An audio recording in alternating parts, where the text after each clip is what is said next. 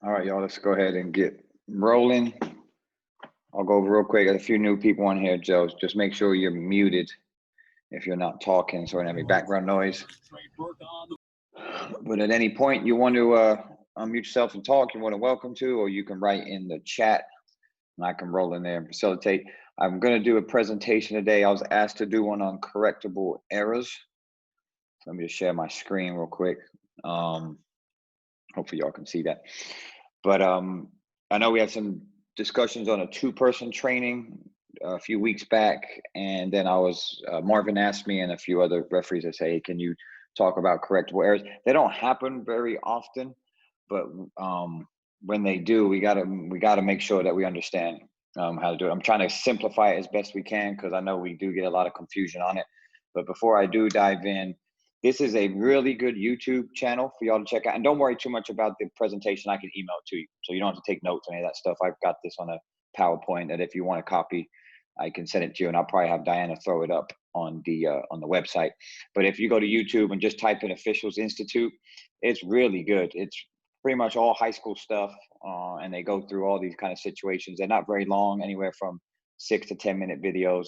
But it's really good information. So I would definitely advise you guys to go in there and subscribe to the channel. They just started up and it's some good information. I've taken some stuff off it to use and learned a bunch just looking at some stuff today. So just some extra education for us to continue to get better, and it's just some good stuff. I did want to go over real quick. I was asked to go over camp situations as far as referee camps. I don't think we're going to have one for San Antonio. I'm still trying to work through that and get with the board, but there are some camps going on.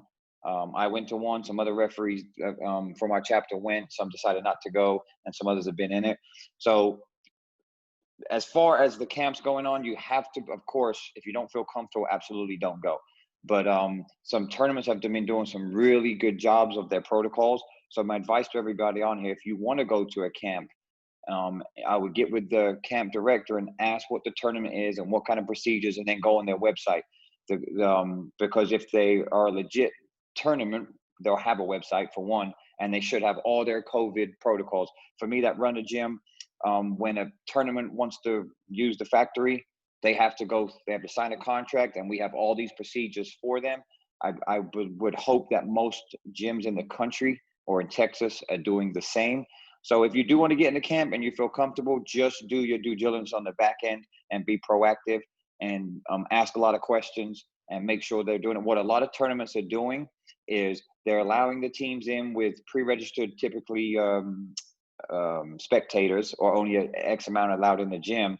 Once those games are over, all those parents and players have to leave through one door. Nobody's allowed in the gym for the next game. Once the whole gym is cleared, then they go wipe down everything, sanitize everything they need to, the basketballs, the benches, everything, you name it.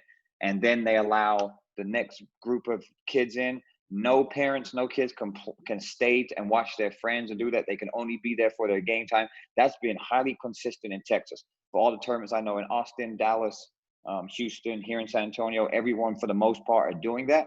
So just make sure that they're doing that. The camp that I went to, they did a really good job of doing that. Everybody felt comfortable where the gym wasn't packed and we had our own area. Parents and players were leaving. Then the staff went to town, cleaned up the whole gym, and then let the new one in. So I was asked to touch on that. So if you do want to go to camps, absolutely. If you feel comfortable working, just make sure that you're doing your due diligence on the back end. I do want to discuss this play at the end, right? So I put it up here. I'll go through it, and then you just have to put in the chat. So hopefully you guys know how to do this. Just put 1, 2, or 3. Not going to go over the correct answer, and then we'll go over it and we'll talk about it. It's caused a lot of great discussion within our chapter and also on another Facebook group that I'm on.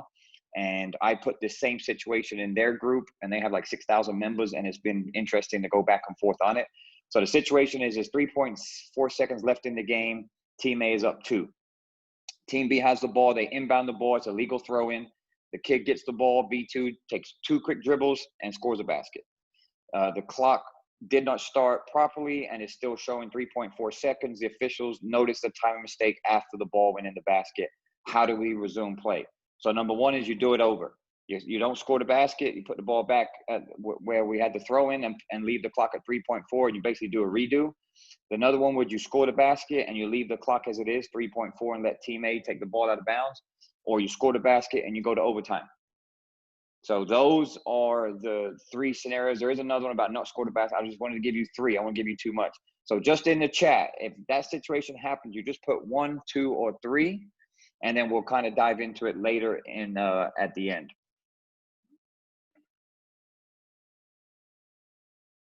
So we got some 2s, some 3s, some 2s, and just right. Again, it's just all learning. So don't be afraid. Just put what you would want to do if you're in that game. What would you do? Okay, so we got 2s and 3s and all that. Okay, good stuff. Thank you for everybody participating. Okay, so we will go over this at the end. It did happen in the NBA. That's where I got the situation from. Obviously, we're not doing NBA rules, but of course, I see stuff. I'm like, yo, let's put this out there and see what we're doing in high school. All right, so thank y'all for doing that. Okay.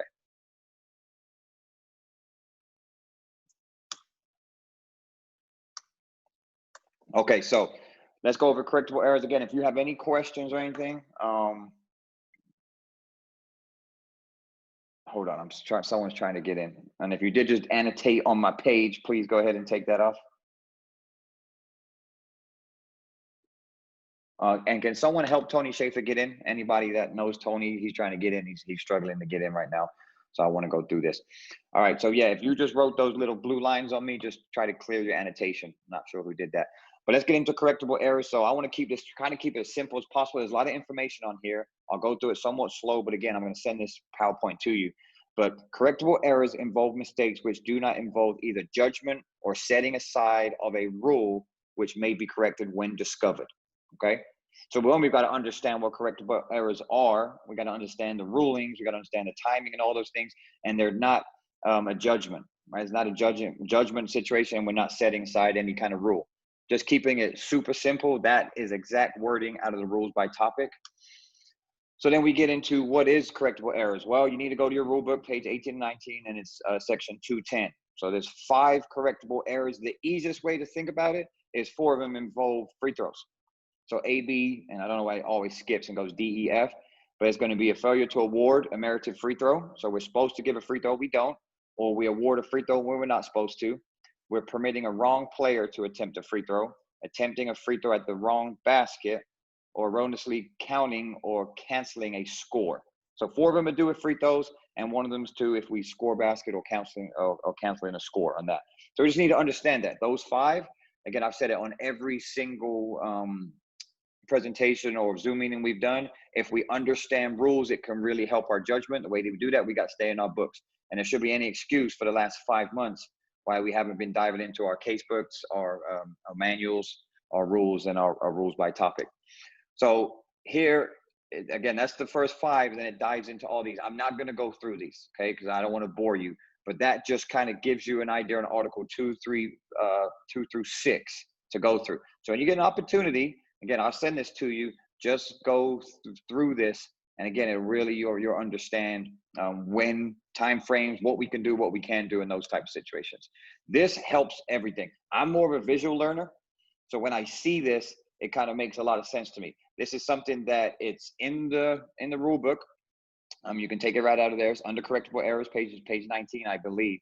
But when you see this, it just kind of makes a lot more sense to most people. So here we have the dead ball.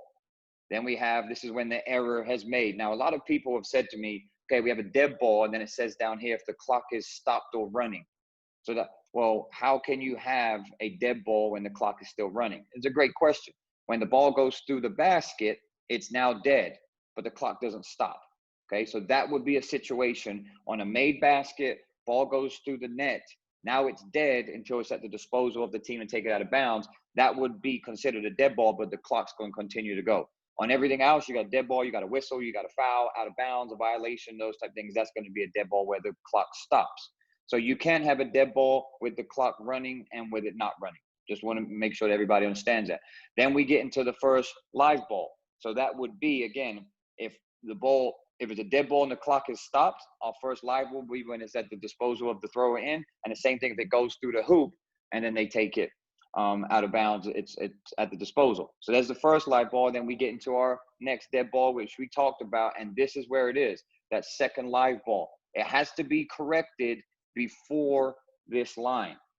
If we don't correct it in time, all bets are off, and that's where you can't do what's better for the game. It's not a judgment. If you don't get it within this time frame, then it's done. You can't do it. As far as everything that we just talked about the 5 correctable errors, the 4 free throws, and that. So this is a really good image for y'all to look at. So I would definitely talk about it in your pregame and those type things, and just understand it. Anytime we do have correctable errors, it's always best to bring the 2 or 3 referees together, based on if you're in a 2-person or 3-person crew, and then just slowly work your way through it. And it's fine. Okay, when do we correct the error? What are we correcting? Right, that's what we're going through first. And then you just kind of work your way back. Okay, we had a dead ball, then it became live.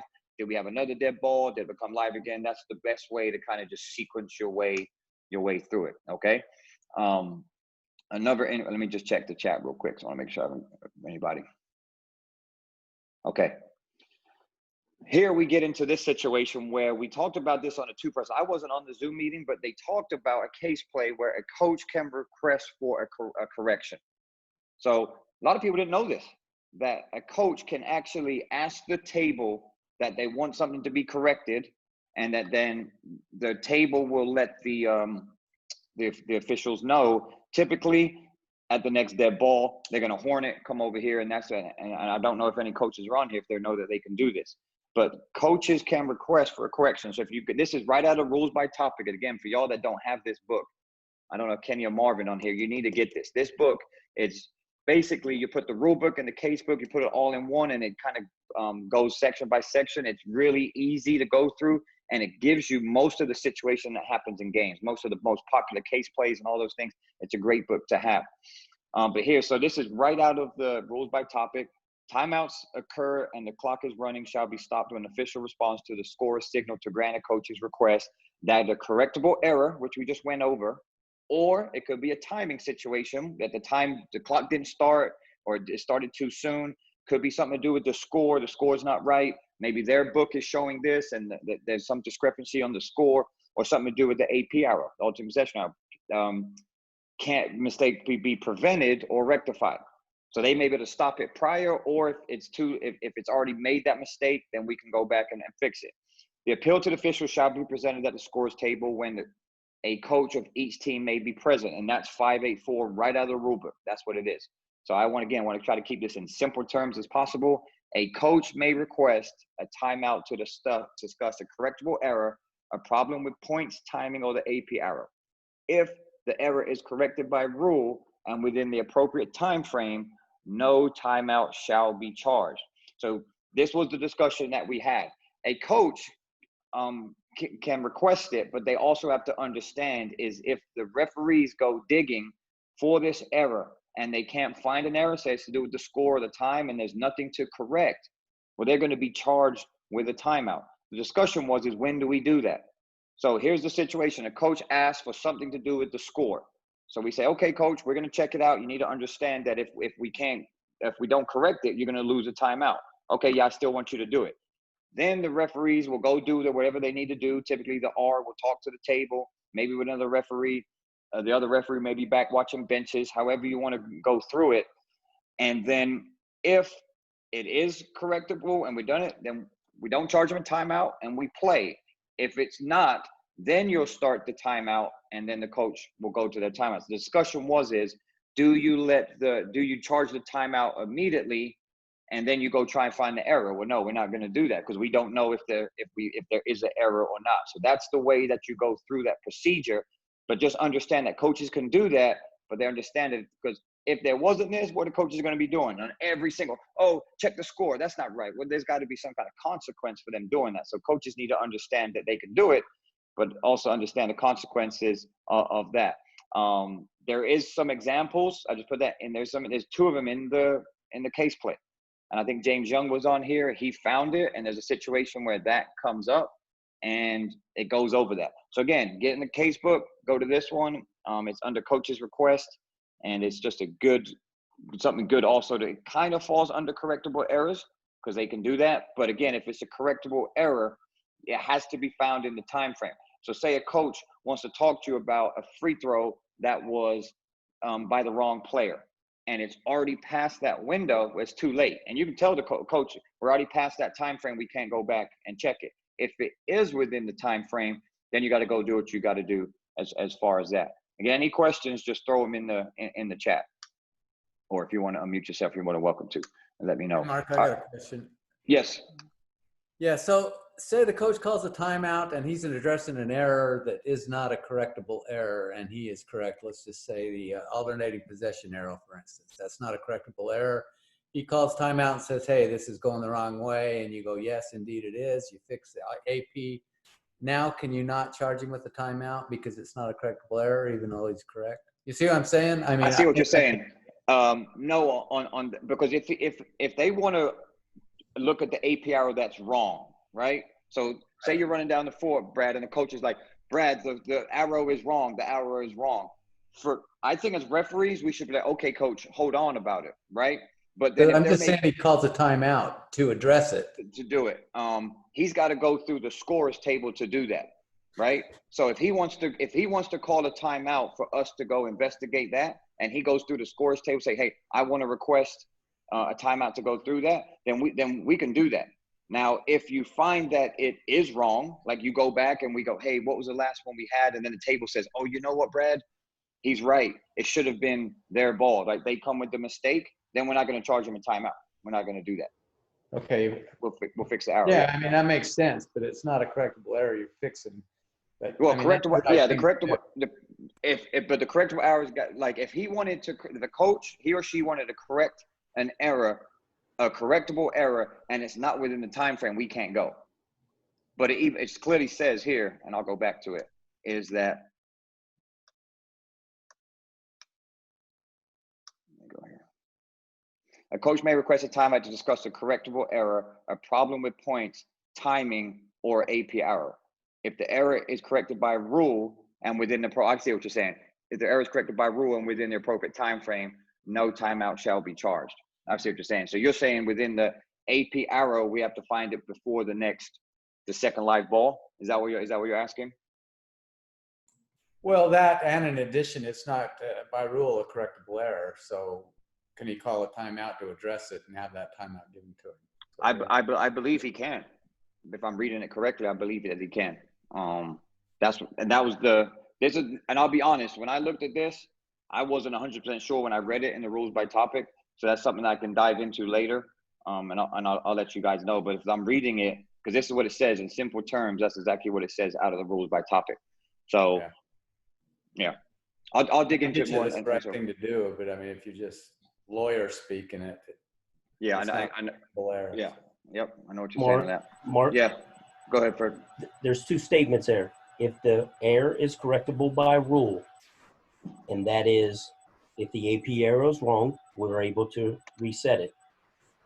And within the appropriate time frame, that goes back to the correctable errors, because the correctable errors are the only thing that have a time frame set upon it.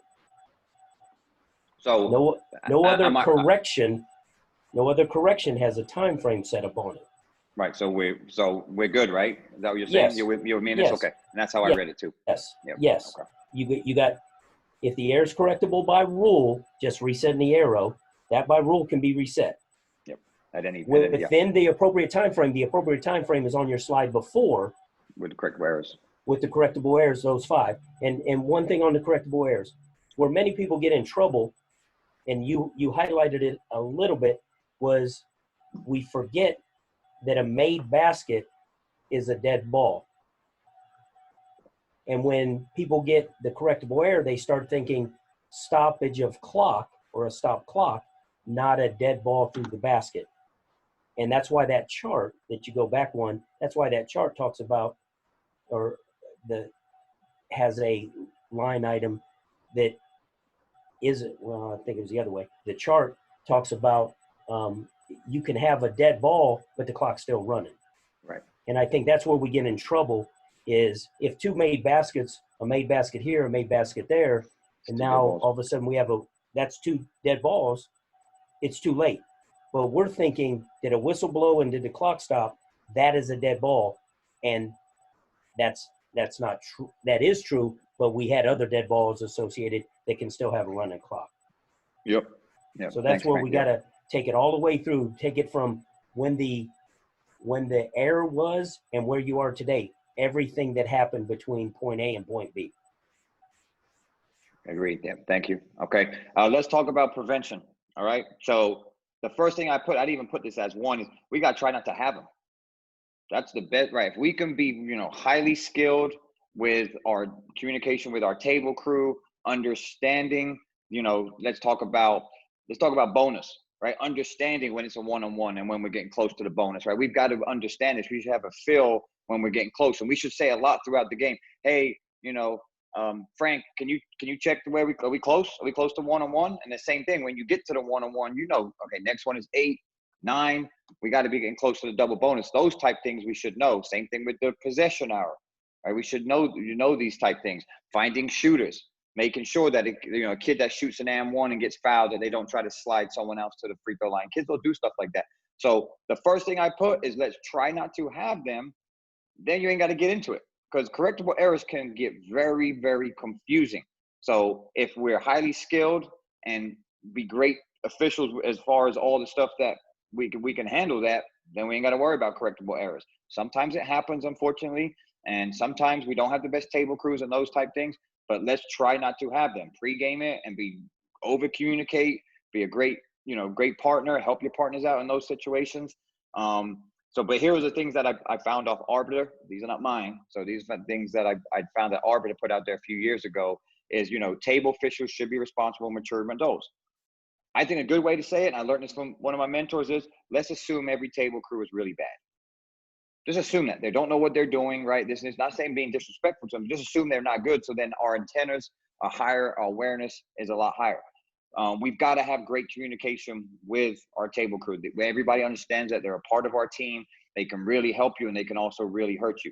So, having a great communication, being highly professional with them can definitely help you, and things that we got to do. 2, game officials must be certain of their pregame instructions to the table officials. I just went over that, right? I don't know how many, we kind of take it for granted when we go over there. We just say hi to our table crew.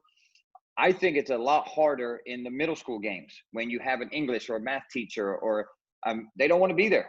They want to get to happy hour. They want to bounce. They're like, oh, I got to be here, and I just want to go, right? So you got to get them engaged, and they're not highly trained and all those things. We always talk about the table crew at Blossom, at Littleton, the best table crew by far. And I don't think there's been hardly many problems over there because they take their job very serious. Well, others just don't do that. Not every table crew is like that. They don't meet all the time, and the expectations. And I remember they had a situation where they messed the clock up. It took them longer than it should to put 4.4 in the clock. I talked to the table crew the next day. She was so upset. She said, we had a meeting this morning. I made sure it's not going to happen again. Mark, it's not going to happen again. And it'll never happen again. I said, well, okay. But you kind of like that. You like a table crew to really take their job serious and understand that, they're out here to work for the kids, and they're a part of your crew. So especially with the ones that are not as good, you got to make them feel comfortable. Definitely go over and ask them questions and things to make them feel comfortable. Also that you are on the same page. Table officials must have proper one-on-one table indicators. Well, we've got to be on the one-on-one situations. That's when we get in trouble. There's so many case plays when it's supposed to be one-on-one and then we don't shoot, or it's gone from one-on-one to a double bonus and those type things. But you got to, again, have high awareness. It's easier when the foul count's up there, but in those other ones, especially in the middle school and the sub-varsity, they don't always have the team fouls up there. You need to start having a mental, foul count in your head, or again, just get over there and keep checking. Why does it hurt? So, hey, hold on, partner, let me just check real quick to make sure we're good on the team bonus here, seeing if we're close. Officials must use preventive officiating by taking the time and making a proper decision. So again, if we do get into those situations where there's a correctable error, we have to slow down. You got to walk through it. Take your time. Don't be in a rush, because that's when we typically get in our situation where we come out with the wrong outcome based on that we rush too much. All information reported and received from the table must be done without haste and clearly understood by all parties. Again, just slowing down. It's similar when we have technical fouls, layup plays, those type things. We just need to really slow down, go through it, be professional, make sure everybody understands what we're doing. Only officials, National Federation signal shall be used. We know that, but sometimes that could be an issue with our college folks. Communication, teamwork are excellent preventives. Make proper use of the language of basketball. And then the last one, both head coaches should be present for any conference regarding correctable error. I don't know if there's any coaches that haven't looked. I don't think coaches looked at correctable errors. I don't think some of them know that they can go to the table. I don't think they understand what is correct and what's not. So we have to understand it. Our table needs to know, and then we have to present that to both coaches with the ruling. Again, it's not judgment. It's not what's best for the game. On the very first slide, we talked about there's rules to this. So you got to understand that. There is casebook plays on this. It's tons of them, tons and tons of them. So obviously, when there's that many case plays, you know that it happens all the time, or it's happened a lot because they put them out there. They've got all kind of different ones. I put some on here today, but I would advise you to go and look at those casebook plays. For correctable errors, my personal opinion, and I think a lot of people would agree on me, that chart can really help you, and the case book can help you. You start reading those first two slides. If I go back to these slides here, if you go and read that, you're not going to truly understand what a correctable error is. You get into this, the time frame can definitely help you, and then you get into casebook plays. Now you can visually kind of understand it. Okay, this is what happened. Is it correctable? Is it not? And then how do we resume play? Because depending what occurs after, if you do catch it in the time frame, will determine how you actually resume play. And that's what you got to figure out, is how are we going to get back to the resumption of play and make sure we're doing everything by the rule. So I'm going to get into these case plays. Okay, so here's what I'm going to do, and y'all ain't going to maybe not like me on this one. Hey, Mark, if I can't real quick. Go ahead. As you go through this, folks need to remember and realize, because we kind of mixed a little bit, we have correctable errors.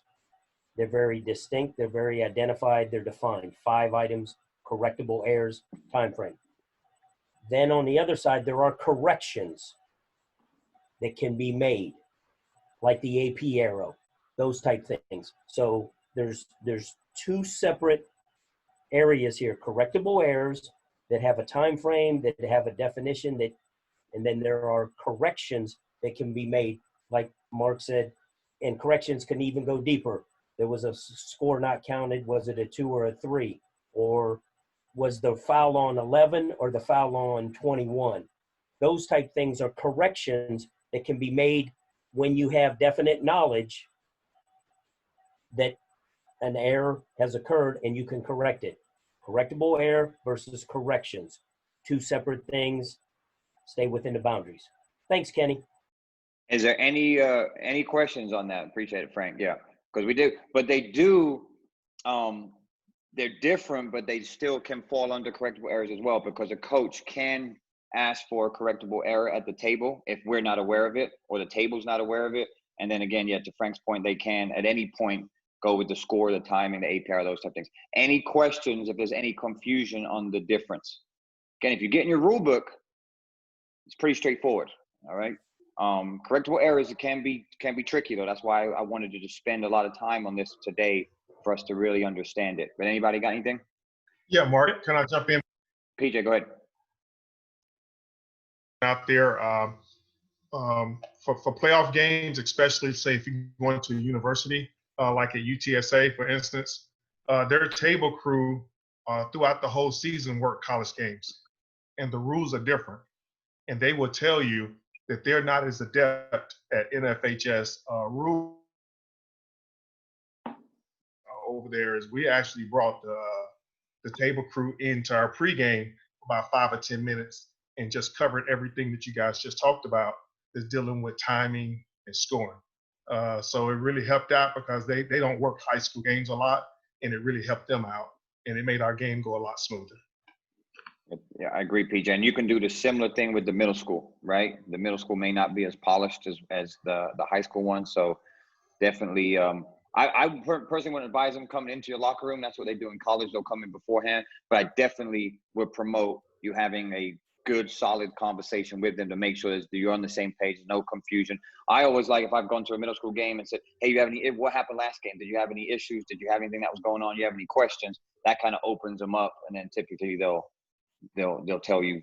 Usually in middle school games, there's some madness that happens on that. Anybody else? Someone else wanted to add something to it? Yeah, Mark, just real quick. Again, just to confirm, okay? So we have these correctable errors, these 5 here, okay? And then if there's, any other errors, whatever. Once you get past that first dead ball, when you're starting the second live ball, it doesn't matter what the errors are. It's uncorrectable. Is that correct? The 5 that we're talking about, the 5 Oh. correctable errors. Yes. So these 5 right here have to be found within the time frame. If they're not, it doesn't matter. Like if you find out the wrong kid shot the free throw and it's past the time frame, it doesn't matter. It's too late. You're just going to have to explain to the coach that you messed it up. But I guess what the confusion is if we're talking about a coach wants to talk about points, the score's wrong, the AP arrow is wrong, there's something wrong with the time, they can do that at any point during the game. That doesn't have to be, that doesn't fall under correctable error. Does that make sense? Okay. Yeah. Okay. Okay. All right. I'm glad you said that. Yeah, because I think I needed to clarify that. Yeah. Okay. So here's the little thing. I have 5 case plays. All right. So here's the case play here. I'm going to call on someone to take it, and then you just got to go through it. One is it correctable? Yes or no? That's the first thing you've got to determine. This is how we want to look at plays when they happen in the game. And the ones I picked out, some are rare, but some are the ones that probably can happen most of the time. Hey, Mark, can I interrupt you for a second? What you got? Yeah, this is Marshall. Guys, we're talking about changing the culture and being more professional and things like that. I see a chat comment here, and we don't need this. PJ was not trying to compare college. He was trying to make a point about working at a college place where the table crew may be college, and he just wanted to accentuate that as high school. Making comments about don't care about college, all that type of stuff. There's no place for that. If we're trying to get better, we need to stop this. Agreed. Well, if we're going to stop this, we need to stop talking about college. Even the word He college. was not talking about college. He was talking It don't about a matter. facility. We Go on, stop man. talking about Stop college. this. Even the Let's go word on. itself. Hey, Mark, cut this on. Let's go, Mark. Okay, I'm gonna mute everybody. Okay, we're good. All right, it's fine. Let's just get back to why we're here. All right. So this is the assignment, or the not the assignment. This is what we're gonna do to finish, right? So here's case play number 1. So the score is tied with 3 seconds remaining in the final period. A1 is fouled and is given a 1-on-1. A1 misses the first free throw. B1 grabs the rebound and attempts a long try for a goal. Okay. The try is unsuccessful, and the teams are now going to their benches for overtime. Before the overtime begins, the officials are now notified that A1 should have received 2 free throws instead of the 1-on-1. Okay, so that's the situation. I'm going to pick on someone. We're going to go Chris Coy. You're my first one on my list. Okay, so one, we've got to figure out, one, is it correctable? And if it is, what are we doing? How are we going to resume play on this? Chris, you got it?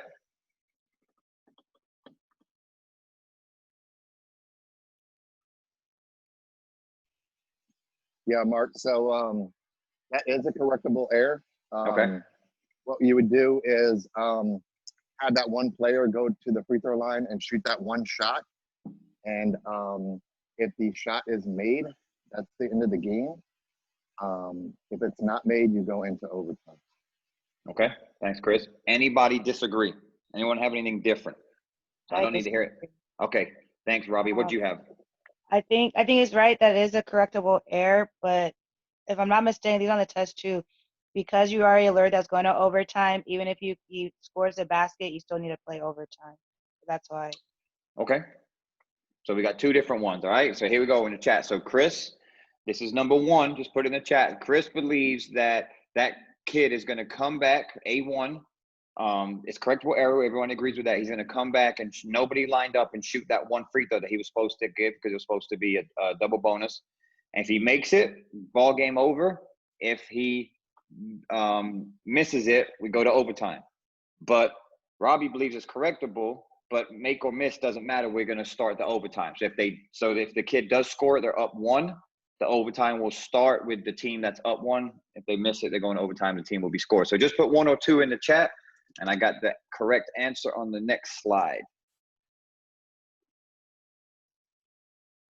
All right, so we got 1 and 2 right now. Okay.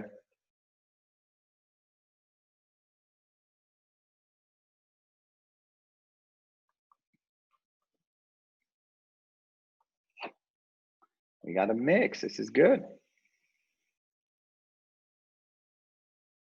I'll wait a few more.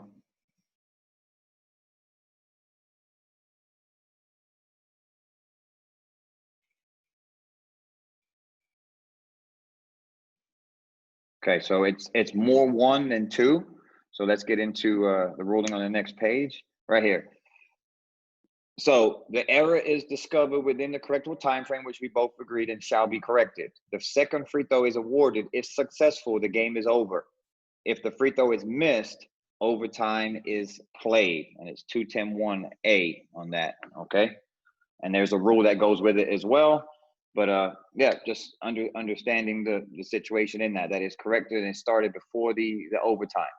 I think what you're getting to, Robbie, is if it had occurred, overtime had started. But again, it hasn't started yet. We're going to their benches. They found it within the correctable time frame, so that's going to continue into that one. Now, we've had some other situations where something has happened at the end of the first half.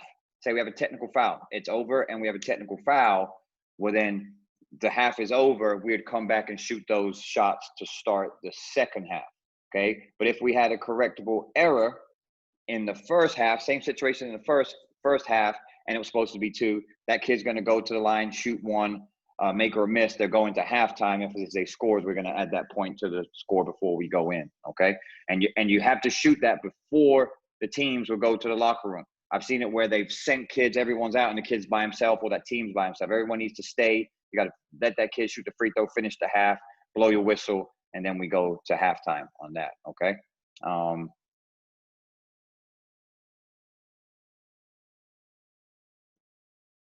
Okay, Marshall, you said talk about the arrow. In which situation? Are we talking about the technical foul, or go ahead. If you say you want to talk about the arrow, go for it. You got it. Go ahead. Are we talking about a technical foul if we have a technical foul? Yeah, and you said you start in the third quarter with the technical Okay. foul. Yeah, so if that happens, right, if we have a technical foul, let's say Team B has a technical foul, and we're going into halftime, a kid from B says something to a referee, we give a technical foul, whatever. So we come out, Team A is going to shoot 2 shots. They're going to get the ball, but the arrow is going to stay what it was. So just say it was going to be with Team B, then Team A would get it because it's going to be 2 shots. They're going to get the ball to start the half, but the arrow is going to stay exactly where it is. But they're going to start with the basketball to start the second half. You're not going to go on the A pair. So, for instance, say the arrow was facing B, you're not going to shoot 2 shots and let B have it. Because you're going with a technical foul, they're going to lose that possession, but the arrow would stay, okay? There's time on the clock. The first one, shouldn't have put, okay, Tony said that. Okay, is there a situation where an error is corrected and if the free throws shoot them? Yes, there is, and we'll get to that, James, okay? So there is, I don't know if I have it here, but there is one, so I can get that, I can find that and get it to you. All right, let's go to number 2. This one will be for, let's go, James Grace. You're up next on this one, okay? So case play 2. A1 is fouled but erroneously is not awarded 2 free throws, even though the automatic bonus is in effect. Okay, so they're supposed to be shooting, but they're not. Team A is given a throw-in, and A1 inbounds the ball to A2, who is tied up by B1, resulting in a hell ball situation. So they should have shot 2 shots. We didn't. We put the ball out of bounds. Ball comes back in bounds. Then we have a jump ball. Okay, the error is discovered after the hell ball. Okay, so we have a hell ball, and then it's discovered. The possession arrow is pointing to Team A and to Team B. So walk us through it. One, is it correctable? And then if it is, does anything change with situation A and B determining where the possession arrow is pointing? Okay, well, first of all, I think it's a correctable error. Okay. Because of the fact that it meets the time frame. Okay. And the possession arrow situation. That one I'm not 100% sure, but I think the possession arrow should remain, and the hell ball or the tie-up does count, and so it would change the possession arrow. Okay, so let's go step to this, right? So what it's saying is we have a held ball, right? And then we Right. find out, oh, A1 was supposed to shoot 2 shots, okay? Right.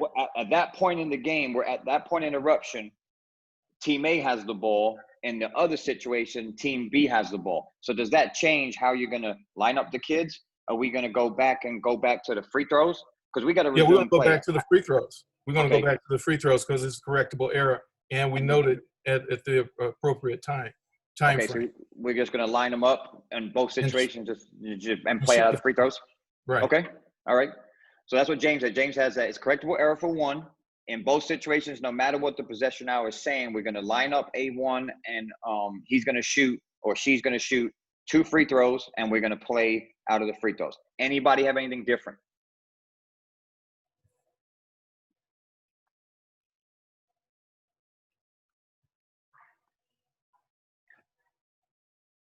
No one has anything different. Okay, so I'm going to give you this. James is wrong. Okay, Oops. that's okay. It's a tough one. Okay. Point of interruption. So James is right in the fact that it's a correctable error. Okay.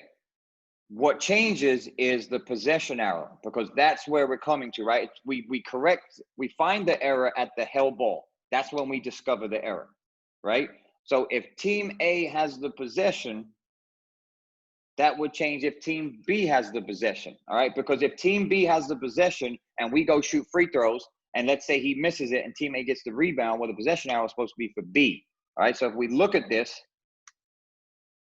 the merited free throws will be awarded and play continue from the action since Team A had not lost possession between the error when the error occurred. However, in B, the free throw lane spaces will be cleared for A1's free throws and resume from the point of interruption. So in A, because A has a possession arrow, we're going to shoot right out of the free throws. Because in B, B has possession, we're not going to line anybody up. And they're going to shoot 2 shots, and we're going to go AP throw in, which Team B has the ball. Hopefully that makes sense. Any questions on this one? This one is a tricky one. Okay, so essentially because of the possession, because of the tie-up, the possession will determine, whether you just go down and shoot the free throws. In the case of A, they have possession. And since B, if they have a possession, A will still shoot their free throws, but B would then have possession after the free throw. Correct, because it says it right here. Because in A, they didn't lose possession. Right. In B, they lost possession. So you're going to go to the point of interruption. So that's what it is. This is an interesting case play. And this is where you really have to slow down and you've got to go to what happened before we got a dead ball. Now the error we found the error, but where are we at right now in the game? And sometimes we forget about that piece. We forget about where was the game stopped because we want to immediately go back to the free throws. We're not always just going to line up the free throws and play out of the free throws. In this situation, the point of interruption was the held ball, determining on which the arrow goes. And I know when I read this, I ain't gonna lie. A lot of people were like, gee, I didn't know this. Did not know this at all. I have no problem throwing myself. I had no idea that based on the possession hours, what you're gonna do. So this is a good one. Again, if we can find it early, you don't get yourselves in these situations, right? We got to understand when we're getting into this bonus. Because for me, when I look at it, we should know when we're in the bonus, and this is a double bonus. So how are we not shooting on a double bonus? I can see it sometimes on a single bonus when we're creeping up and it may have 5 on the board and it should be 6, those type things. But on a double bonus is interested on that one. So any questions on this? Anybody got anything they want to add to it?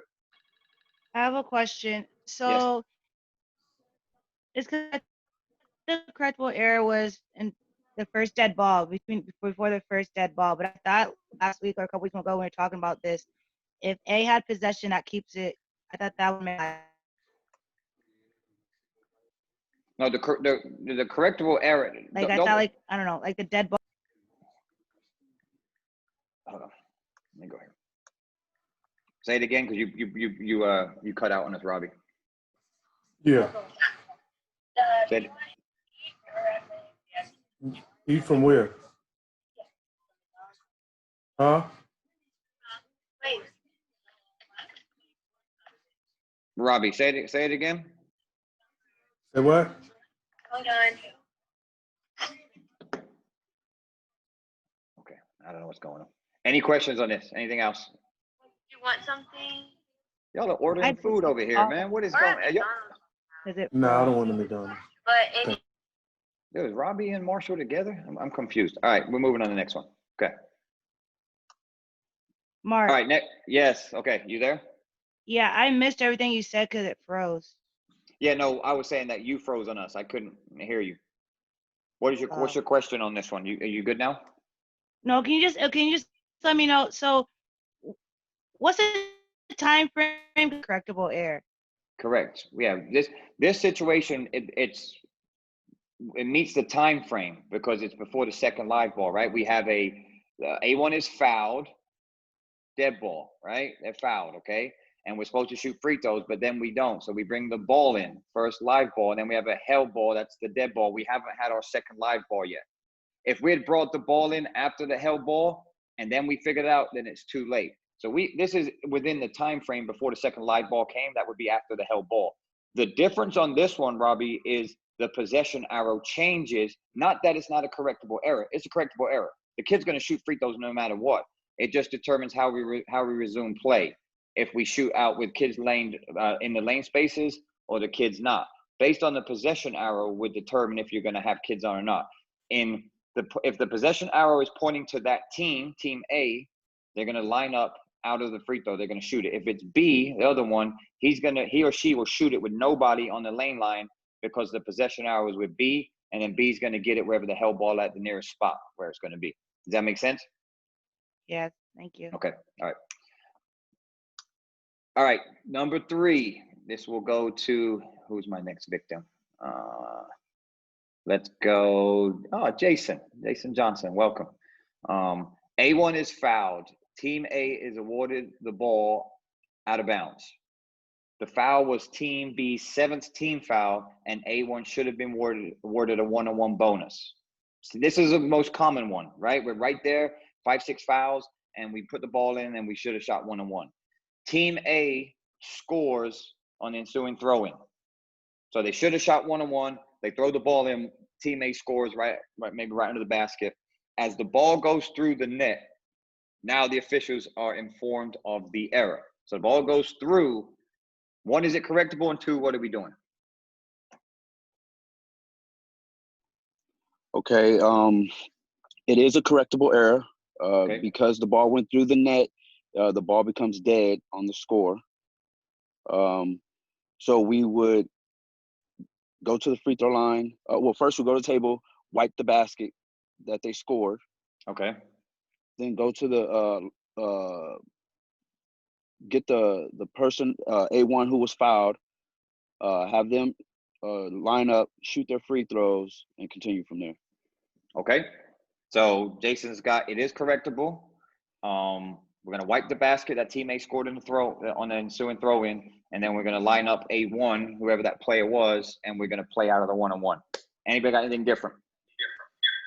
Yeah. Definitely. What's up, Ralph? Jason, what's up, Mark? Jason is correct. It is a correctable error. However, any scores that have happened in between are going to stay on the board. In this case, you'll go to the line. A1 had just scored, so that was the last dead ball. So point of interruption, you'll line up with nobody on the free throw line. He'll shoot his bonus shots, and then the ball will be awarded on an inbound to B because it would have been their ball coming in after A1's score, after that previous score. Okay. 1 or 2 in the chat. There you go. There's no more answers. So 1, Jason said you're going to wipe the basket. We're going to go line up one-on-one on the free throw line, presumption of play. And then Ralph said we're going to score the basket. And then that A1's going to come shoot one-on-one, no one lined up. If he misses the first one, he's done. He makes it, gets the second one, regular one-on-one. And then point interruption, we're going to give it to Team B on the end line. That's how we're going to resume play. See what we got.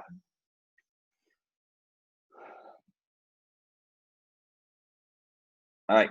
Everybody got 2, okay? That's why we do it. All right. So the error is discovered within a correctable time frame. Both right on that. You're going to score the basket based on exactly what Ralph said. A1 will be awarded the bonus with no players on the free throw line. There has been a change of possession, and the point interruption is after the goal, right? So the basket was good. So Team Bill were awarded to have the ball and a throw in along the end line with the ability to run as well. So any questions on that one? All right, good deal. Next one. We got 2 more. All right, next victim. Who we got? Soupy, can you hear me? And don't tell me you're out there doing barbecue or whatever it is that you're doing. Soupy, are you good to answer this before I do it? And don't tell me you're walking your dog or whatever. He's on the Food Network. Soupy, come on. That's painting, funny. but I'm good. Go ahead. I'm painting. Yes. All right, there we go. Let's go, Soup. All right, play 4. The officials erroneously permit A1 to shoot a technical foul free throw at Team B's basket. Now, I laugh about this, but this happens a lot that we get all over the place and then we go shoot at the wrong basket for the technical fouls. A1 makes both free throws.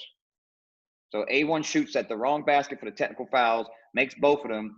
When the error is discovered, the time frame for the correctable error, 1 has not passed, and then B, it has passed. So this one is already given you. 1 is within the time frame, and 1 is not in the time frame. So, Soup, what are we doing on that one? They shoot the wrong basket, and you correct it within the time frame, and then you correct it not in the correct time frame. Let me reread that because you broke up in the top. Okay, so we have an official. A1 shoots technical fouls at the wrong basket. You got that? Yeah. Okay, he makes both free throws, or she makes them. They go make both free throws at the wrong basket, all right? So the error is discovered, 1, during the correctable error time frame, and 1 not. Does it change what you do?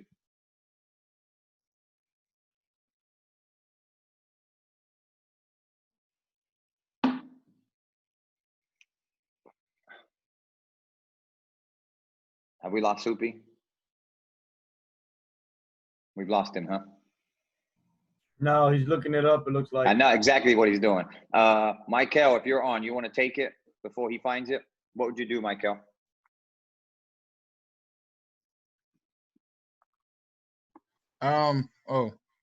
Yeah. Gotcha.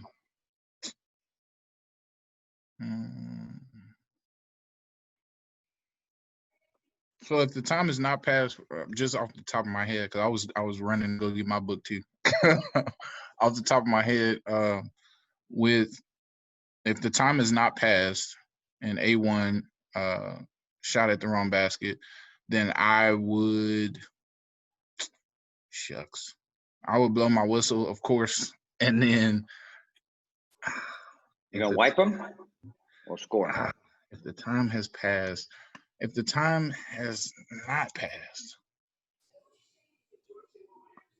am I wiping them?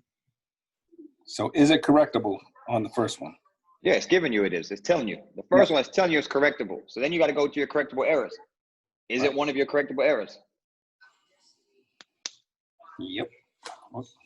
I feel like it is correctable, but on the taking off of the wiping the basket and then shooting at the correct basket. Okay. You don't like that? I don't, but okay. I believe that's right. I'm gonna get my book. Oh, you guys. Yep, we got to get in, and I should have said it earlier. I don't want anybody opening up their case books. No one do it. Correctable errors is a tough one. I'm glad this is why we're doing it, and it's fine. All right. Anybody want to take it? Anyone can unmute themselves and go with A. It's correctable error. What are we doing? Are we going to wipe the baskets, go shoot down the other end, or what are we doing? They done? They don't get to shoot them again? What we got? I'm trying to redeem myself. In the first one, you're going to cancel the basket and then move them to the right goal.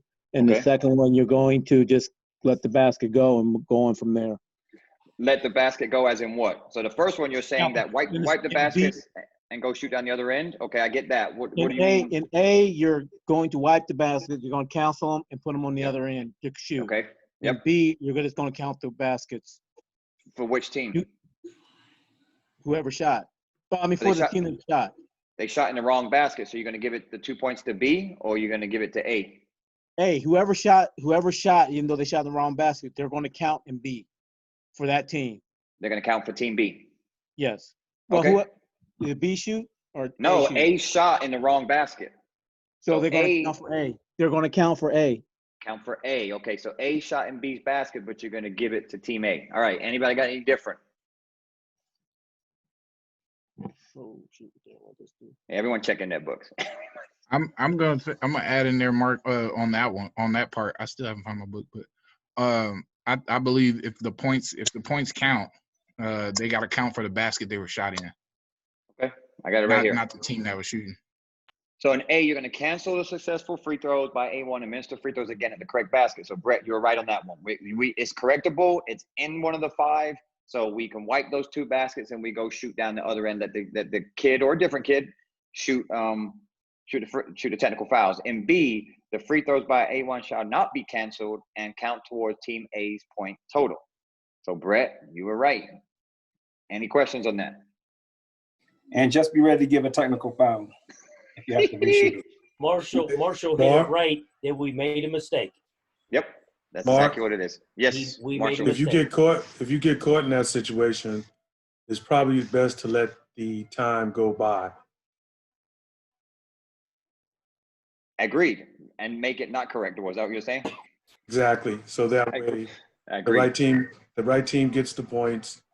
We just, we just look like we made a mistake. But to have them have to shoot 2 more free throws, almost penalized. And it happened. And Marshall, it happened in a game where the kid hit 2 and they realized it, shot down the other end, and he missed both. And I remember that. I remember that was a few years back, but I remember it was an uproar. I think Matt got a phone call on that one, if I remember, when he was the assigner. But yeah, that's a good point from Marshall. I agree. If we do mess up and we realize it's probably one of those to just stay quiet on it, let the time run out, and you just got to go explain it, because it's really tough to go tell that other coach, oh, they shot the wrong basket, which we made a mistake, to go down all the way there, and then you're going to make the kid go all the way down the other end. The odds are against you. That kid's probably not going to he'll probably miss those. Now, in another situation, if they miss both and then the coach picks it up, that's something different. But I agree with that, Marshall. That's a good point to add. All right, let's get into the last. Mark, real quick. Don't worsen it. Make sure you have the ball going in the right direction after the technical foul. That's a good point too. Yep. That is, yeah. Because I know what Bill's saying is you shoot down this end, and then you bring the ball, and then you make them go shoot down the other end as well, the same end. So, question: what about if? Okay, what about if the 2 free throws that he shot, and it was in the correctable time frame, he missed both of them. Mm-hmm. So he misses both of them on the wrong basket, and so it's now correctable. So you wipe, but you didn't wipe anything because you didn't make them. Now you send him down to take the 2 shots again. Right, and that's, to Marshall's point on that, it's probably best just not to do it. Yes, you know what I mean. And that's the other side. We have to slow down. It happens. I mean, we even had a situation where a referee, there was so much going on, he just grabbed the ball and walked down the other end and was trying to be a good partner to administer, and he went to totally the wrong basket. And we don't need to worry about that. That's the least of our worries with technical fouls. Is don't worry about the ball. Don't worry about the shooter. Don't worry about, get everything that you need to adjudicate it first. And then I always say in technical fouls, we're going to shoot 2 shots at this basket. Because I've done it in the game, and no, Mark, the other basket. Oops, you're right? Because we get heated. But always say where you're going to shoot the shots, because it'll make someone, if you do get it wrong, we'll hopefully say no. Again, we got to slow down. Just have to slow down in these situations. As you can see, a lot of these are preventable. That's what I said earlier, right? We can prevent a lot of these correctable errors if we just really slow down and take our time in these situations. All right, last one. Let's go with, let's see here. Let's go with, hey, Kai. I'm going with my new guys. Welcome. So I'm going to let Kai take this one. Kai, you able to hear me? Not anymore. Come on, Kai. Kai Odell. I can hear you. I got you. All right, there we go. All right, here we go. So you see the screen as well, okay? I'll still go over it though. A1 is fouled by B1 during a field goal try, which is successful. So A1 is fouled. We got an M1.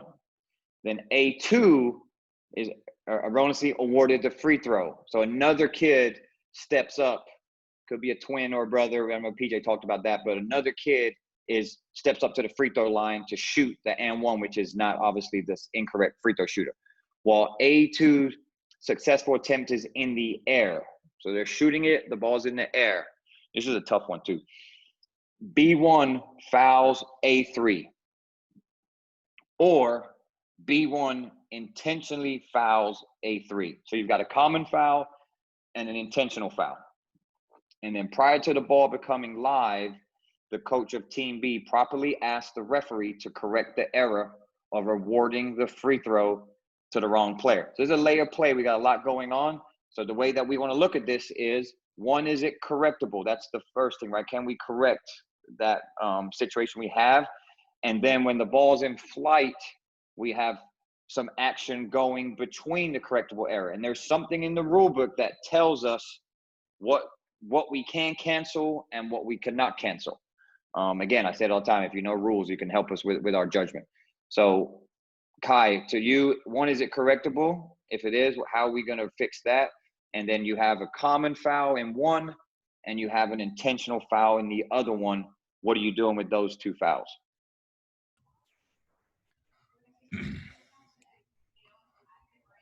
All right. Well, I'm not 100%, so I'm just going to go with what I think. So I think you can correct the free throw shooter and have the correct person take the free throw attempts. But the foul in both A and B will still be a foul after the free throws are attempted. Okay. So now, like I said, I guess if it's an intentional foul, that's going to, change how you administer that foul on both those scenarios, but I think in both scenarios, that's still going to stay a foul, and that's where the ball will come in, depending on if it's A1, just a regular foul, or B1 and called an intentional foul. Okay. So it's one correctable. So I'm assuming you're saying we're going to wipe A2's free throw and make sure A1 shoots it. Are we on the same page on that one? Yes. Okay. And then you're saying, so it's correctable. We're going to get that fixed. And then you're saying that both fouls will stay. If it's a common foul, we're going to go to the spot of the foul. If we're in the bonus, we'll go there. And the intentional foul, if it's that one, we're going to give 2 shots and the ball back to that team. Is that what you're saying? That's how we're resume play? That's what I'm saying. Now, I want to preface that by saying I'm not 100% sure if that foul causes it to be a second live. It makes it the whole thing where we can't correct it. But I would go with what I just said. Yes. That's okay. From what I like your answer for first, second year guy. I like it. Anyone got anything different? Well, hell, you gave him the answer. No, I did not. I didn't say I was right. I like your answer for the second year guy. Yeah, it's right though, because he said he wasn't 100% sure. He's just going off basketball knowledge, which I like, And he's not pretty right. Good. No, but pretty good knowledge. Yeah. Okay, well, he's not right. So who's got something different? But it's a good stab at it, though. Or is he right? I could be messing with you. No, he's Anybody anything almost right. different? Almost right. Yeah. He is. It's close. It is close. So it's correctable. Everybody agrees with that. The wrong shooter shot. So we're going to wipe that basket. A1 is supposed to shoot instead of A2, so we can correct that within the time frame. We're good. You got to look at the fouls, what you can and cannot cancel. I'm actually going to go back. I think I have it on here. Let me see if I have it on here. I want to make sure I do. I think it was on that one I told you guys to go read, and I didn't want to go over it. Let me make sure I'm right. Of course you're right. You put it in there. Well, yeah. Yeah, you can't wipe off an intentional. No, you can't. Exactly. All right. The foul you can, the intentional you can't. Yeah, here we go, right there. So it's Article 4. If the error is a free throw by the wrong player or at the wrong basket or unmerited, the free throw activity during it. So anything during that time other than unsporting, flagrant, or intentional or technical foul shall be canceled. So if we go back to this one, the one was a common foul in A, that will be canceled. But in the intentional foul, that one cannot be canceled. Or a technical foul, anything unsporting, like anything like that, we cannot ignore that. So again, it's a tough one. We got to really slow down on it. All right. So in this one, yeah, go ahead, Kai. I just to make sure. So if so if the A one, then we would just line them back up and shoot the free throws again. But in the second scenario, since the intentional foul can't cancel, when we administer that, then the ball will come, to the team that the foul was called for. That is correct. That is correct. Okay. Yep. So and you'd clear the lane on that one, shoot the free throws again, and then administer that intentional foul. That is correct. Yep. So the free throw here by A2 is canceled, like we said, and A1 will properly attempt the free throw. And the common foul is canceled. The intentional foul cannot be canceled. So in B, the game continues with the administration of 2 free throws to A3, resulting from the intentional foul by B1. Team A will then be awarded the ball for a throw-in if the corrected error is a free throw by the wrong player, the wrong basket, or the wording, blah, blah, blah. The free throwing activity during it, other than unsporting, flagrant, intentional technical fouls, are canceled. So yeah, you were close, Kai. I mean, you're really close. So that's why I said you did a nice job of getting that. Any questions on this one?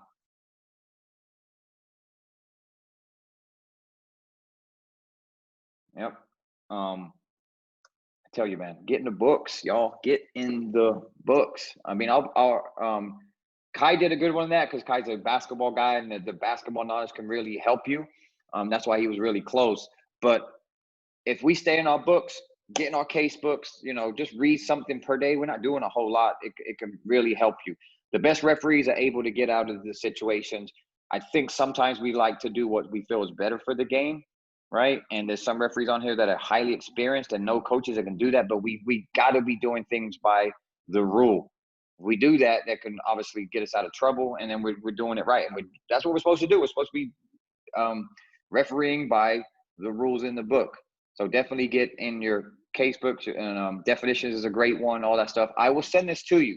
Now, if you go look, I'm going to do it now. I thought this was funny. If you go to your case book and look at correctable errors, I swear there's like 20 in there. It's madness. There is so many in this book that you can go read. I would advise some of you to go check it out tonight. I picked out, I think, 5 of them, but there's so many more. Some that are not in the time frame, which are good to go over, and some that are, and then how you got to resume play and all those type things. So definitely go check that out. Any questions before we get into that discussion of that 3.4 second play that I went over? I'm going to stop and share this real quick. Any questions? Let me check the chat real quick.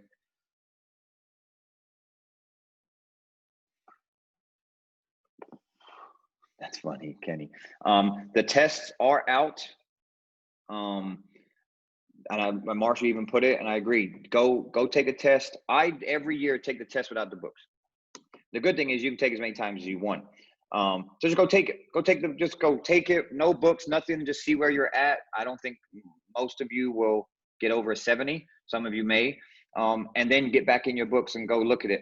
I will definitely want to do some study groups and all that stuff, but I don't want to do study groups where people just jump on and get all the answers. You're not getting better, right? So absolutely go take the test, get on there, try it by yourself. And then if you have any questions or anything, you can hit me up and we can start doing some Zoom meetings and some training if you have any questions on that type of stuff.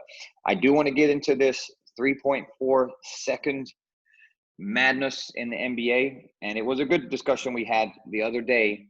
And this gets into a situation of we have rules, we have definite knowledge and information that can help us. So the situation was, it happened in NBA, like I said earlier, 3.4 seconds left in the game. Let's say there's no timeouts. Both teams are out of timeouts, and Team B is down 2, like I said. The ball comes inbounds. Now, we do have to understand, we can go through, we got to be looking at the clock and make sure it's, starts correctly and all those.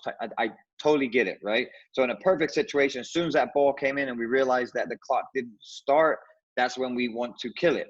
However, the kid catches the ball and immediately goes to the basket.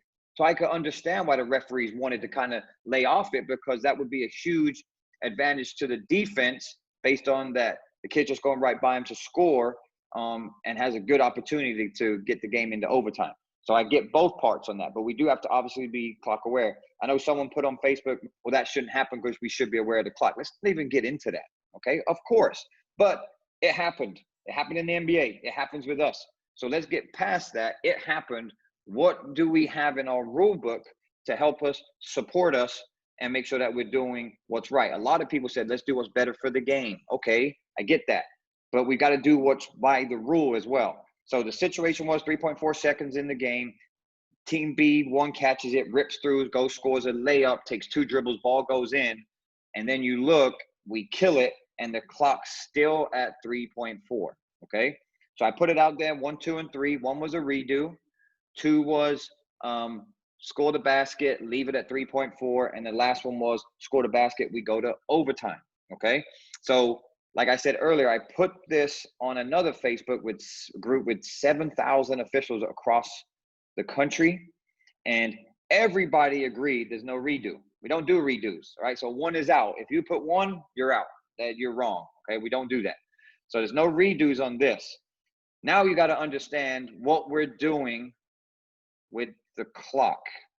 This is the situation we got into, okay? So we got into the rule book, and we talked about having definite knowledge. When the clock doesn't start or stop properly, officials are able to make adjustments to it based on the 2 words are definite knowledge. For instance, I'll give you an example. Say we're coming up the floor in the backcourt, and the clock doesn't start, and the clock was at 26 seconds, and you have a backcourt count, boom, boom, boom, and 5 seconds, and then you kill it, you look up, and it's at 26 seconds, but you've had a 5-second backcourt count. Then you can change, you can take 5 seconds off the clock, because you can tell the coach, I had a 10-second backcourt, and I was at 5. That's definite knowledge. I can take 5 seconds off the clock and put it at 21.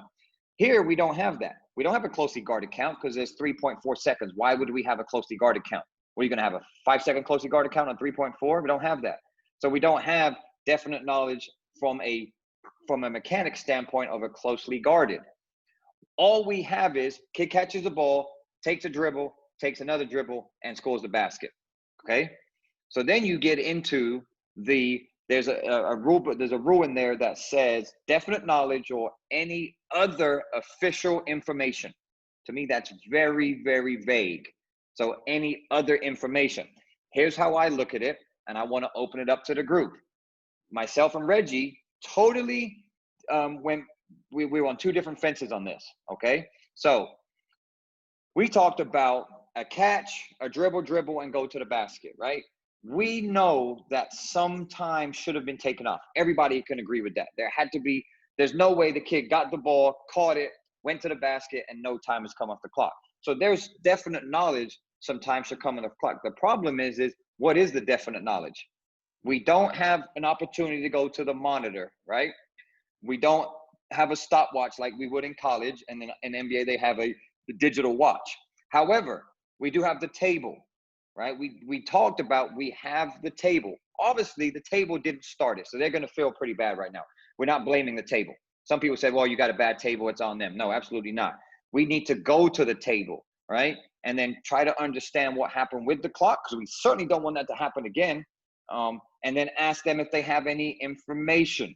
They can help, right? They can definitely help. My personal opinion is we're going to come together and we're going to determine based on a catch, dribble, layup, do we feel that kid got it off with 3.4? Of course, depending off the dribble was slow. And so I'm talking about a quick rip through, dribble, layup. Bam, bam, bam, fast, okay? I said, I believe that kid got the ball off within 3.4 based on information that I have that he caught it, which the clock should have started. We're looking at 0.4 on a catch, right? Because we know under 0.4, a tap is 0.3, a catch, a turn, dribble maybe a second, another one and get it off. I would believe that kid got it off within 3.4. The clock does not stop because no one's out of timeout. The ball's going to continue to go. We're going to overtime. We're going to go to overtime. Now, Reggie said, no, there's no definite knowledge. Agree, you scored a basket and you keep it at 3.4 because there's no definite knowledge of how much time can be taken off. You give the ball to the team on the end line. And then I'm like, oh boy, then I'm thinking like, okay, now that team has 3.4 seconds to go the length of the floor. We know some time should have been taken off. We know that for sure. And give them 3.4 and we go down the other end. Now they have an opportunity. 3.4 is a lot of time, right, for them to score. That's where I was at. My personal opinion is that we should score the basket and go to overtime based on what occurred. And I believe that falls under other information, officials' information that we can determine a catch, dribble is within 3.4 seconds. That's me. I want to open it to the group, and we can get into rules. I'll find the rules and all that stuff. And I think it's a good discussion to have. And then I'll tell you what it wasn't 6,000 people that commented. I think they had about, I don't know, over 200 comments on that particular one. And there's probably about 100 referees that commented, went back and forth. I'll let you know what they came to, but I did want to hear from the group, and any things that you want to add to it or what you would do in that situation. I'd love to hear from you. I'm gonna mute myself too. Go.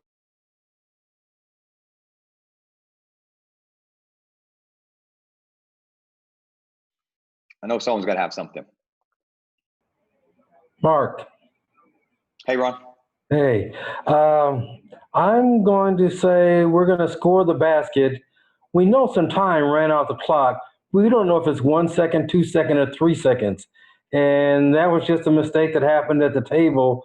So I'm going to score the basket, leave the 3.4 on there, and let the other team continue to play. Because, you know, like I said, 1 second could have gone off, 2 seconds could have gone off. We have no definite knowledge of what time it is, you know, went by. So I'm just going to score the basket, you know, talk to the table, counsel them about how important it is, stay focused on the game, and go from there. And leave it at 3.4? Leave the clock as it is? Yeah, okay. I personally would like to take off 1 second, but again, I don't know if it's 1 second or 2 seconds. And we don't have any definite knowledge about how much time went by. So that's me. Okay. Anybody else? And to Marshall, to your point, yes, we killed it when the ball went through the basket, and that's when we killed the play. The referees killed it. Ralph, you got something? Yeah, I was actually watching the game live when it happened with my uncle. And when it happened, I was like, me and my uncle, he's an official too. He was like, what you got? And I'll be honest, the exact time I said, so I mean, I was clearly the NBA, they used a stopwatch and all that, and they went with 0.3 on the clock. But I had said 1.6, I think, and my uncle said 1.3 on the clock. And so just being honest, if it was a high school game, I would have got together with my partners. In that case, my uncle was my partner. He might have came and said 1.3. I would have said 1.6. Maybe we would have met in the middle somewhere and went 1.4. And took it out on the baseline and just had to go with that as our definite knowledge. I don't think I would have left it at 3.4 because I have definite knowledge that it definitely wasn't 3.4. Now 1.4, whatever we went with, that was clearly incorrect too, because with the stopwatch they measured 0.3. But I think if we talked to the table, got together, and with our best guesstimate, that's what we went with, I would have been comfortable with putting it at like, the low 1 range, and then having them take it out from the baseline or whatnot, because they got the advantage in the NBA, but here they would have got to take it on the baseline in the high school game. And I would have went with that and just had to feel comfortable with that decision. Okay, yeah, thanks. Question on here: would you grant a timeout to the other coach? So in this situation, there was no timeouts, so they couldn't. But if they did have a timeout and we killed it, like exactly we killed it in 3.4, yes, they are able to grant a timeout. We if they had some left, we'd give them a timeout. We'd come together and figure out what we're going to do with the clock. I would probably tell that coach to hold on before I grant a timeout, because if we're going to overtime, he just lost the timeout or she lost the timeout. So that would like, coach, hold on real quick. Understand you may want a timeout. Let's just figure out what we're going to do. Because if you do go to overtime, then why would he wouldn't want to use, he or she would not want to use that timeout. So good question, but yeah. Thanks, Ralph. So Ralph has some time coming off. I'm taking everything off, going to overtime. Ron's keeping it at 3.4. Ralph's taking some time off. He's saying 1.3, 1.6. Anybody else? Yeah, Mark. We had a high. We had a similar play. It was about 2.3, and the clock didn't start. But when they inbounded the ball from the inline, I was the lead. The team scored. They scored on a layup, back door on the opposite side. It's always kind of open on that side, the opposite side on the inline throw-in. So they did a little screen play. They scored. The clock didn't start. The crew, we got together, and the crew chief said he's going to put time back on the clock, the same time, the 2.3, and just replay it. So that's what we did. We replayed it. And when we replayed it, the team got a jump shot, and they missed the shot, and they ended up losing the game because they were down by 2. Yes, if we go by the rules, there's nothing supports a rule on a redo, just so we know that, okay? We're not doing a redo on that. There's nothing at any level, I believe, and I mean, we're not talking college bingo, but I'm just saying at all levels, there's no rule to support a redo. That's why I said that earlier. So we've got to understand that when we get into these situations with timing and all that, we're not doing redos. You know, it could be a situation where the ball's on the end line and they're able to run the end line and they throw the ball in and a kid catches it in the paint, right there in the paint. And then when we kill it, okay, well, we're not going to put the ball back on the end line and let them run the end line again. They've lost the ability to run the end line. Unfortunately, you know, we could take off 0.4, put it back on the end line, and they got a spot throw in. There's no redos. And that really hurts them. That really, really hurts them, but that's the rule. So, yeah, they in PJ's situation, they got that one wrong for sure. I'm sure that coach was hot. Yep. Who's that? Mike? It's me, Mike. You said you said the ball went through the hoop and then then it got killed? Correct. The ball, as soon as it went through the basket, they killed it. Okay. I would think that's probably the 3 point. I would go with that would be the 3.4 seconds and just go into overtime. Yeah, the score. That's what I'm gonna do. You know, now if we have a situation where the ball goes through the hoop and you turn and team A coach asks for a timeout and we kill it, right? And the coach didn't, and they didn't know that the clock was. That may be a different situation. That I don't think you go to overtime on that one. That may be a situation where where we're at with Ralph, right? Where you score the basket and we're probably gonna put time back on the clock. We got to be, we got to try to come together and use our resources as best we can. And even I like Ralph's point. We've done it in games. I may be at 1.6 and Ralph may be at 2 seconds. Okay, then we're just gonna meet in the middle and go at 1.8. We got to do it. It's the hardest thing in high school. And I say this all the time. We get paid the least amount of money, right? And we got to make decisions with no monitor. We have no monitor. We can't do it. And you got all these NBA referees that get paid all this money, and college referees get paid all this money, and they have a resource to go to, and we don't. We don't have a monitor. We have to come together and try to figure out certain situations that we can't replay stuff. We just got to go with what we got on the floor and come together and figure it out. So I like the discussion. I appreciate the input. It's an interesting one, but just know we're not doing do-overs. We got to know that.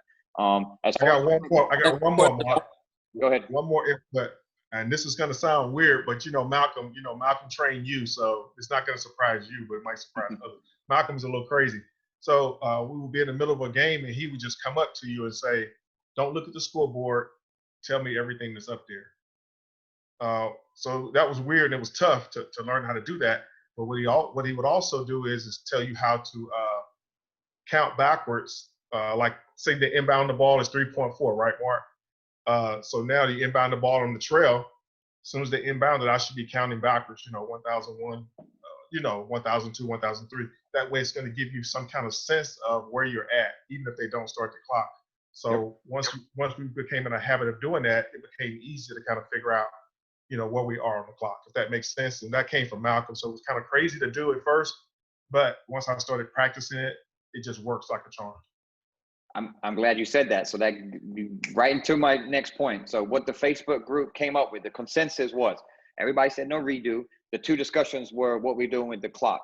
And that's what the rules interpreter for Division One said, another coordinator, it's some college people, but they all said they talked about a head count. A head count, because we don't have an on-ball count, nothing that's visible, we can use a head count as a other official's knowledge to do it. And you're going to go to a coach and tell them you had a head count? Yes, you are. You can tell them that, they caught the ball and I was counting down I have a head count, whatever, and you can use that.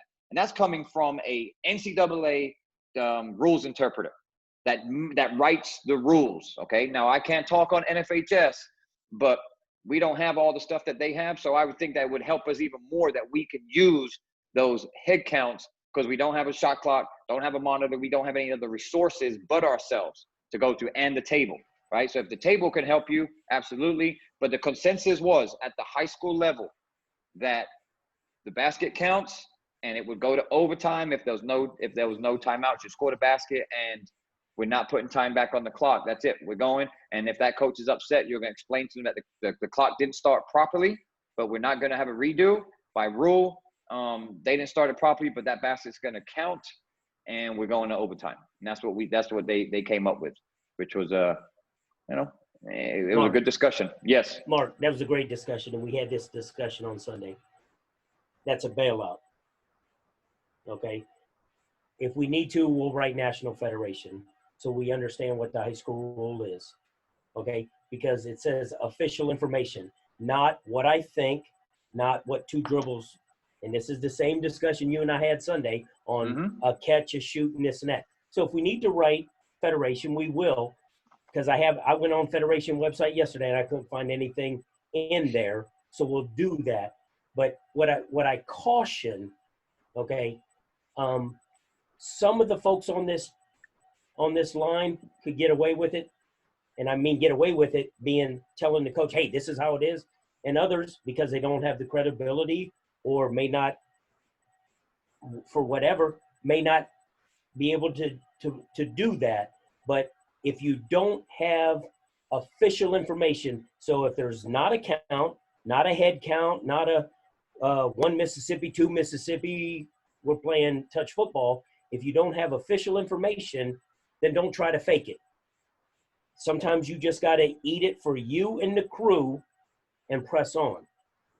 So I caution at high school basketball trying to throw the other things in. It's a great example, and I think it's a great example in discussion, but we're going to get the actual answer from National Federation because we could go around and around, and if you polled 6,000 and only half of them came up with what seemed to be the right answer, then there's the other half that is maybe right too.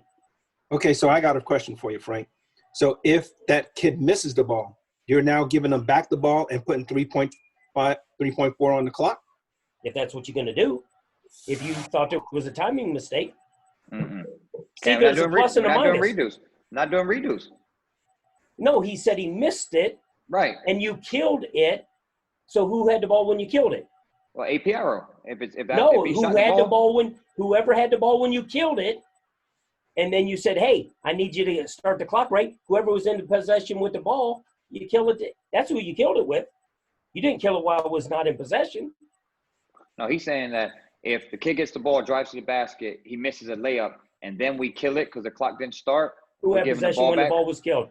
Who had the ball? I'm saying he shot the ball and he missed it. So no one has possession. It's APRO. Then you got to go to AP. Right. Yeah, you better call Federation and tell them I want to talk to them after. Because Kenny, you're the state rep. You call them. I got the number on speed dial, but we'll go. You're the rules guy. They don't listen to the state reps. They listen to the rules guys. Yeah, we'll do this. We'll get the correct. My point is, we're not doing redos. That's the biggest thing. No, We absolutely not. You're absolutely right. We can agree on that. And we got to be aware of timing. We got to do all that. We got to be highly aware and this, and all that stuff. So we just, it's a good discussion, but we'll get the right thing. Your point being is if you had a dead ball and you're coming back in at 3.4, you talked as a crew, you may have walked over and talked to the table and said, hey, I got the chop here. Here's the chop, whether it's going the distance or whether it's in the front court. It's all what your point really is. Yeah, we'll get that right. But the point being is you got to be prepared for everything. And if 3.4, you got to come together, you got to talk about it, and you got to talk to the crew at the table. Don't take nothing for granted and be ready for anything. We've discussed this for 2 days, and I'll send a note to those folks tomorrow. It's just that. I talked to Soup today. So I talked to Soup today about this play, and I made a comment like, well, if it's in the Northeast, I'm not really concerned. But as we talked about it, we should, if it's that close of a game, we should be doing that with every table. Absolutely. Right. Absolutely. And I'm glad we had that discussion today because he was absolutely right. Every table, everybody's capable of errors. That's why the book is so large with correctable errors. Yeah. Hey Kenny, can you give us your information you give the crew during the timeout before this play is inbounded? Can you talk to us about what you would tell the crew? Well, especially after we discuss this, hey, make sure all y'all have an in your head count, right? After we come out of this, one of us is going to go, whoever's closest to the table is going to go over and talk to the table before we bring that ball in play to make sure they're aware. So that's what I'm going to be having the discussion with my crew. Because another person that should have the count was the trail official, right? Because he has So his Kenny, hand I up. got a question for you, Kenny. What Mhm. if you have this same situation and your trail and your C come to you with 2 different times? So like say your trail saying the time I have, the kid didn't get the ball off in time, and your C is saying something different. Well, I had it off in 3 seconds. The crew chief better make a decision. Yep, it's going to have you talk, and whoever the crew chief is, you're right. Crew chief make decision. Yep. Remember the crew chief you gotta roll with that one. And if it's my game, we score in that thing, we going to overtime. That's what everybody wants, right? And if whoever's wrong, I scratch him. Yeah, you get a phone call. You get a phone call in the car. So, all right, we're right at 8:00. Appreciate you guys. If you want the presentation, sorry, email me. I'll probably just send it out to the group anyway. But if you want it, let me know. I can get it to you. As you can see, correctable errors is a interesting topic. We looked at no film today. All we did is went over some slides and we got discussion. So what I can probably try to do is maybe get some film on correctable errors. If you have any concerns or something that I confused you with, reach out to me, reach out to Frank, the rules interpreter, Marvin, Kenny, any of your mentors, any division reps, just reach out to them. We're definitely here to help you guys. Is that on, what are we at, Tuesday today? Yeah, next week is 2-person training. Okay, so we're back on schedule. I messed the schedule up, but next Tuesday will be 2-person back at 6:30. So enjoy your evening. Appreciate you guys, and reach out to us if you have any questions. Take care. All right, everybody. Thanks, Mark. Good night. See you. All right.